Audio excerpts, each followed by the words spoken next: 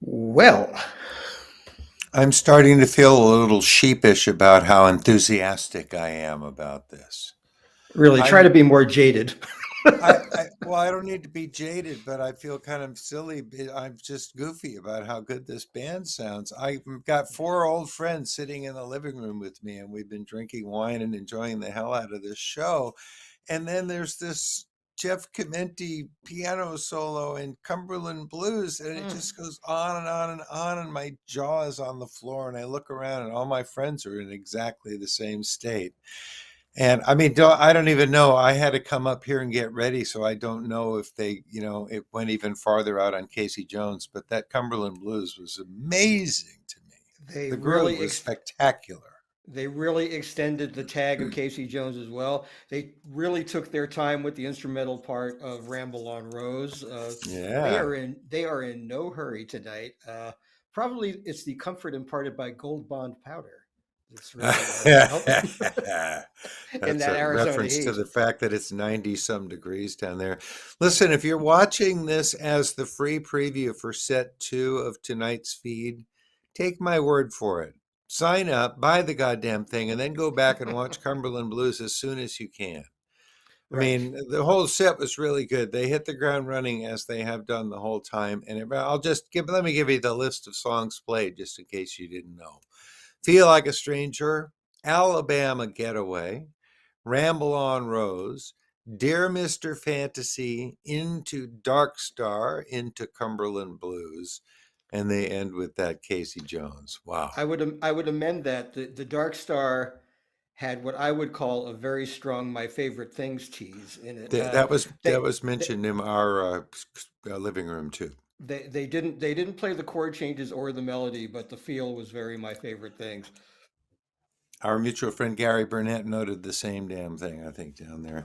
He's a smart Anyway, man. friends, we're here partially to celebrate the music of Dead and Company, partially to amuse you and entertain you, so that you don't have to look at a card that says "Please stand by" for 20 minutes, but also to influence you in the direction of checking out nugs.net. It's an amazing resource, and as Gary has noted in previous broadcasts, it is seems to be the only online music source that is oriented around live music.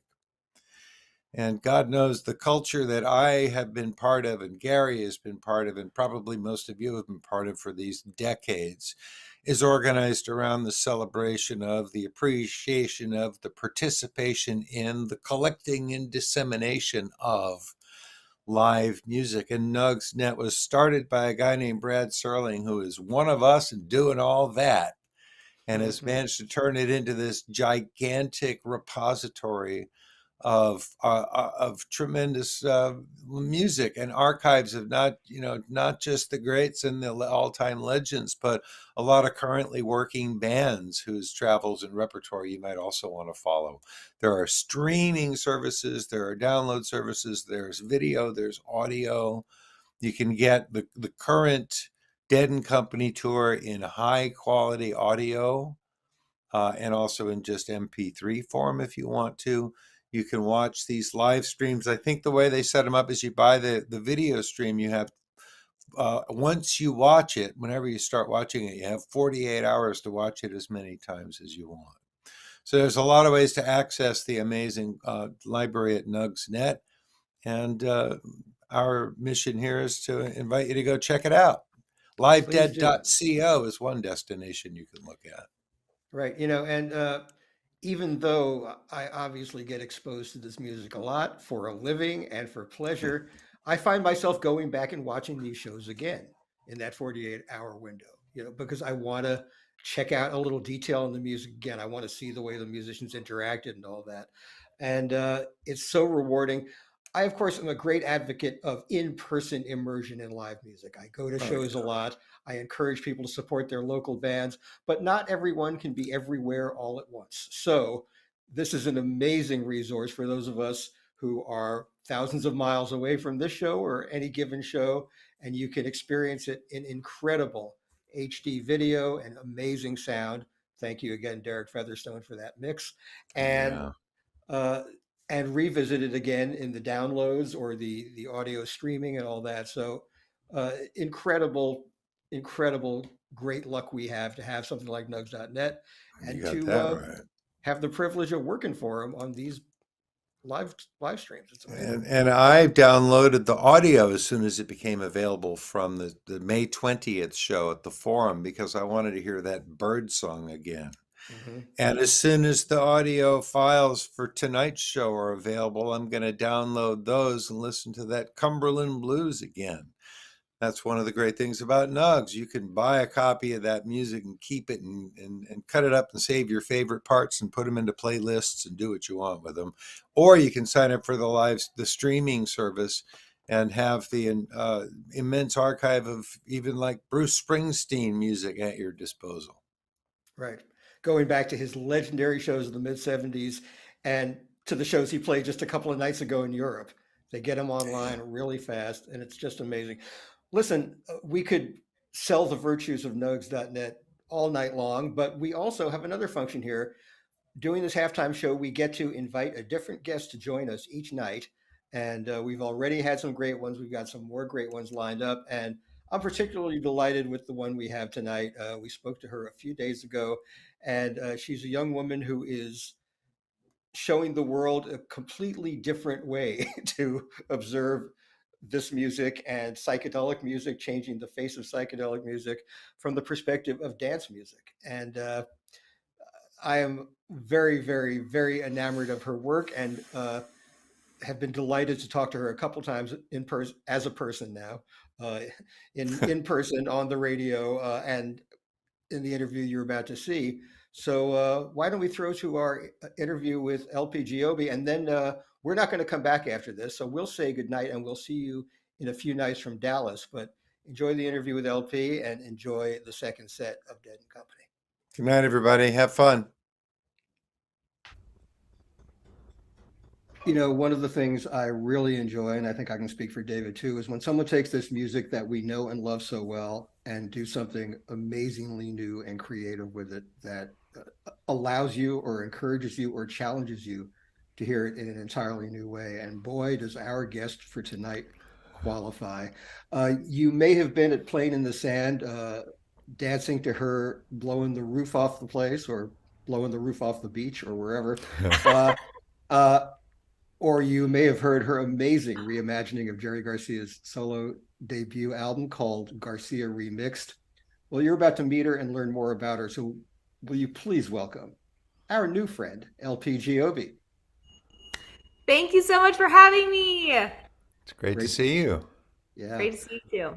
Yeah, let's get started right from the beginning because you are pretty new to a lot of people in this world, although you have won over a lot of hearts and ears and feet with your reimaginings of this music. So tell us a little bit about who you are and how you got started in what you do, which is DJing and getting people dancing. You're also a trained musician Yeah, and composer and all of that. So let's get a little of the LPGOB story from scratch. thank you. Yeah, so I'm a producer, DJ, keyboardist, activist.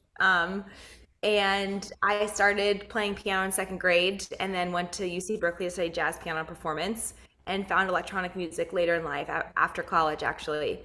Um, and I have a nonprofit called Femme House that teaches women how to produce music. I started producing post college and um, learned that only 2% of producers were women. And so I approached producing through feminist, like an angle of wanting to be representation for other women.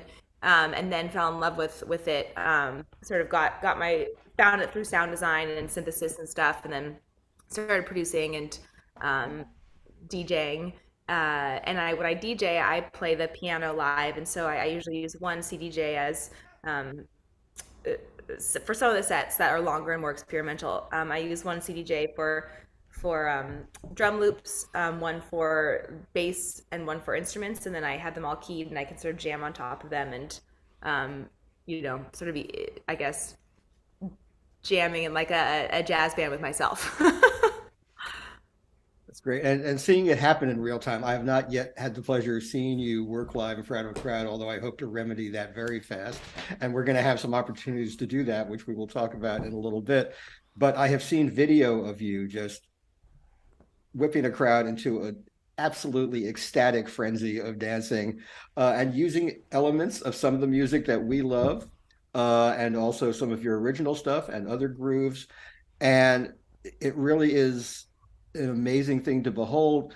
And people ask me about your album Garcia Remix. Now, the word remix in the conventional sense of the rock album means, oh, an artist didn't like the way every aspect of an album came out, so they tweak the bass, or they make it sound a little clearer. They use modern technology to clean up the sound of it.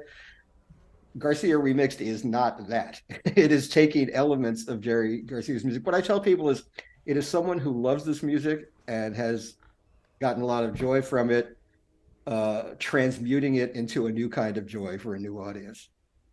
I really appreciate your kind words. Yeah, I think that the important thing to remember, I actually tried to get them to say reimagine instead of remix because it is so different. So in the dance community, when you remix a track, I usually I get all the stems from the original artist, and then I usually throw away everything except for the vocal, and then build a new track around it, which is how I approach this reimagine or remix album. And it's never like it was a really kind of overwhelming a little bit for me because I was raised by deadheads, and so Jerry's voice in our house felt like an uncle's voice. It like so familiar and so much tied to my family that I didn't want to mess it up or whatever. But a remix is never going to make a song better.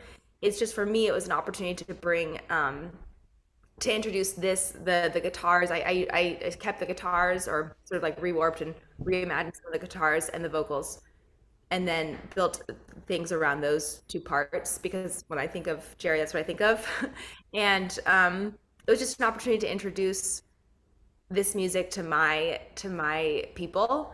And I found that, so in the kind of, it sort of all came together because in the pandemic I was streaming on Twitch, which is a platform. It was a crazy, wild platform that I would like set up a little camera, and me and my tour manager he would help with the audio, and he would do some visuals on a green screen behind me. And I started finding that the same community was coming back, and I was wearing my parents' like vintage Grateful Dead shirts, and I was starting to find some of like my tribe members, aka the children of deadheads, were starting to find me.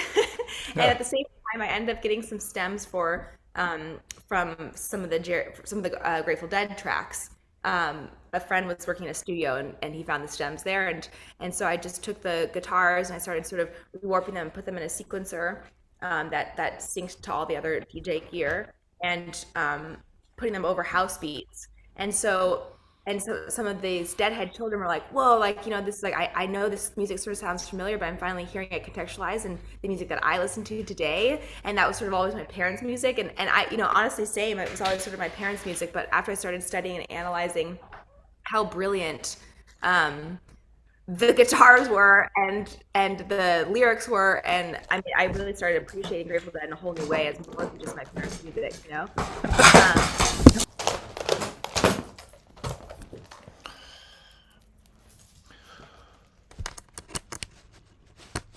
This is improvisation. Right. I'm sorry, my cat just stole my computer. Well, don't let it That was watch incredible porn. to watch that little cat come from the side. But anyway, I'm so very sorry. Where were we? that was a hoot. So then the Garcia family reached out to me. I actually did a live stream on Twitch, and Bob Weir was playing it. It's for Backline. Bob Weir was playing it too, and so his manager saw what I was doing. I was so excited to be on the same live stream as Bob Weir, and threw in some Grateful Dead, guitars and whatever over some house beats, and he heard that, and flagged Bernie, who's the Dead & Co manager, and then the Garcia, the group that runs the Garcia estate, and Trixie reached out to me they said it was going to be the 50th anniversary of Jerry's first album, and wanted to know if I wanted to remix it. And that was just an incredible, I mean, I'll never forget that phone call. I'll never forget that day. And yeah, so I spent I was on tour the whole time. So I was just like I was renting studios in different countries and in different states, and sneaking in when I could to work on this. And it was just such an honor. Wow. Well, let's for those who may not understand, the term stems means Oh elements yeah, of great. Sorry. the original multi-track master tape, which you can then take out of that context and put into a new one and manipulate in all kinds of ways. And the ways you do it on Garcia Remixed are just, as I said, a revelation to someone who's been hearing this music for 50 plus years. Uh, you'll hear Jerry singing a melody that was in 3/4 time.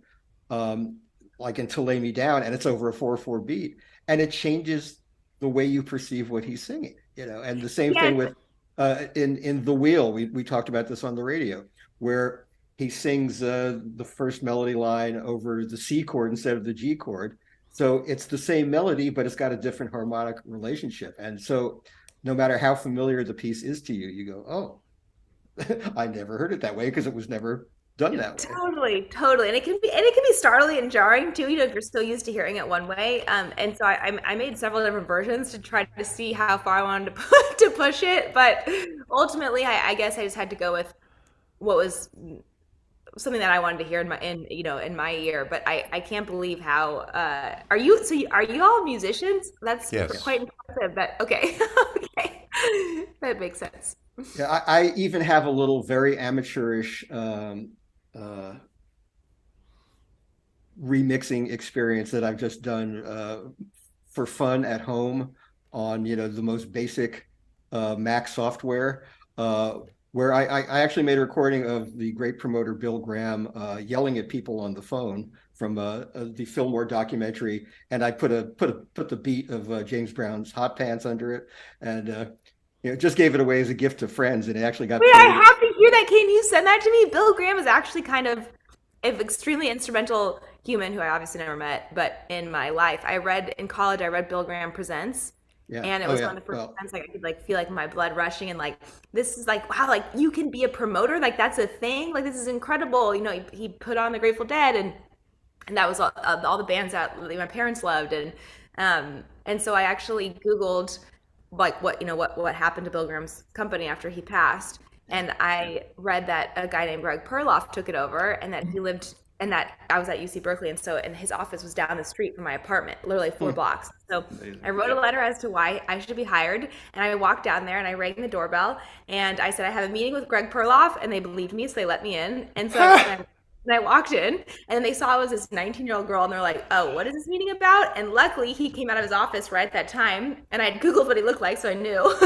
And I walked over to him, and I was like, this is I really feel passionate about your company and everything that you're doing, and here's why you should hire me." And he was like, "I don't know if I should read this letter or call the cops." Luckily, he read the and he gave me an internship on the spot, and so I started working for Another Planet and kind of learned a lot about the music industry and got to market like the Fox Theater and the Greek Theater, and it was a huge introduction to the music biz. Amazing. Well, I worked for Bill You and work for worked Bill? and worked with Greg, so it all comes full circle. But let's talk about marketing. You talked about you were in marketing, and you are not just an artist. You're an amazing artist, but you're also an entrepreneur, and you are also behind these events that you stage. You're not just passively getting booked by somebody. You really create things.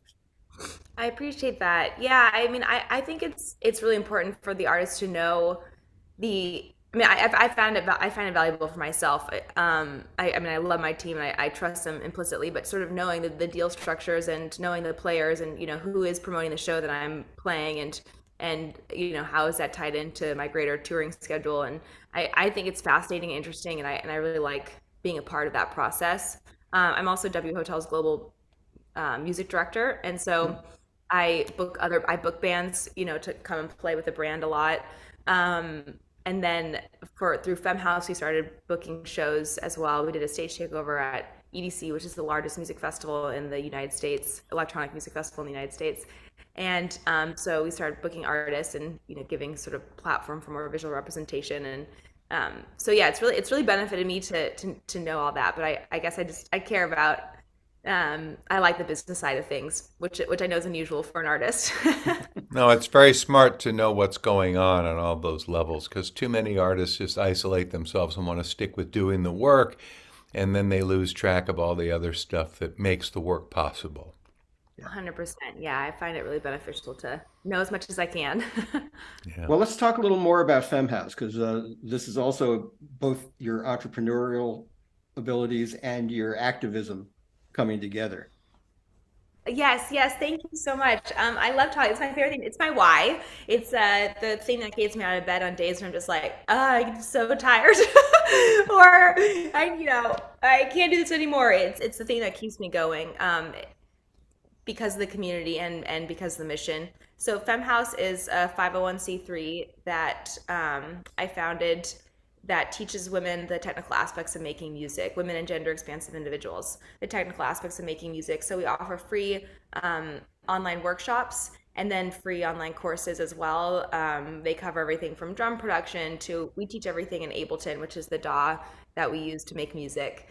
So it's sort of all anything that encompasses production in Ableton, we That's teach it. great. That's really And great. then yeah, thank you. And then we do we've just started to do more bookings as well. We do tours and in-person workshops along with the tours, and then stage takeovers at different electronic festivals to try to balance the how many women and gender expansive individuals are booked on festival acts. So yeah. Are you also encouraging women to get into the technical stuff like being front of house engineers and monitor engineers and stuff like Yes, that? yes, yes, we definitely are. We have we're working on so we have a scholarship program for our LGBTQIA community and our BIPOC community where we do one-on-one mentorship and also offer all the gear needed to do this. Oh, terrific. We're launching that for the for like front of house or lighting or we're working on that as well because all aspects, tour managing, all sorts of things like that.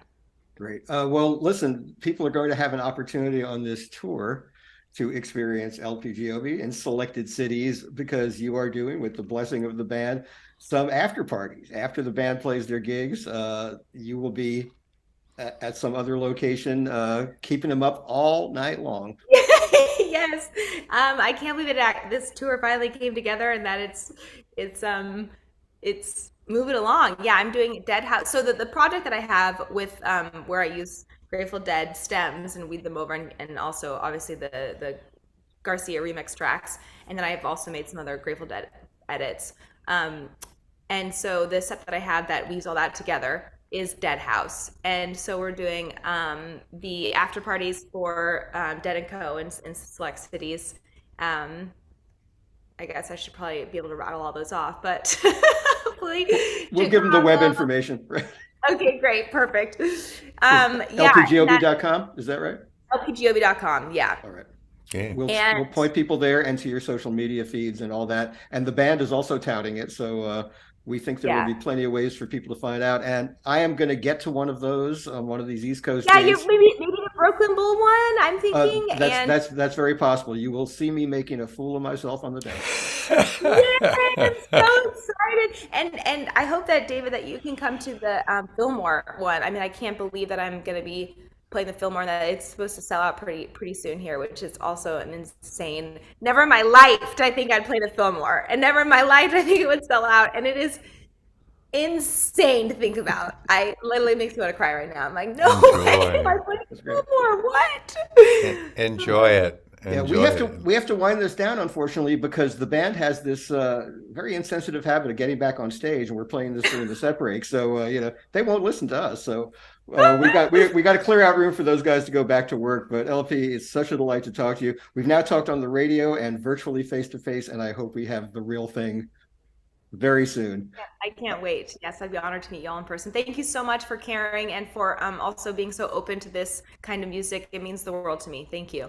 All It's right, great to have you. Thank you yeah, so much. everybody, check out Garcia Remixed and go to one of LP's Dead House events. You will not be sorry. Thanks so much. Thank you.